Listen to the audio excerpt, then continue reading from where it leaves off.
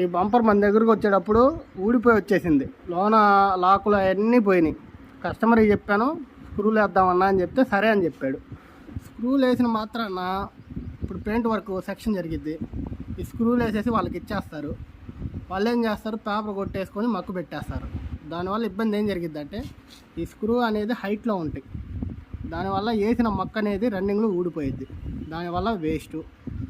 Simple solution ఏంటంటే మన దగ్గర గ్రైండింగ్ మోటార్ ఉంటుంది కదా, ఆ మోటార్ తీసుకొని దీన్ని గ్రైండింగ్ చేయాలి. ఈ స్క్రూని, ఈ బంపరు ఈ స్క్రూ రెండు సమానంగా ఉండి మక్క వేసుకుంటే లైఫ్ మొత్తం ఉంటుంది.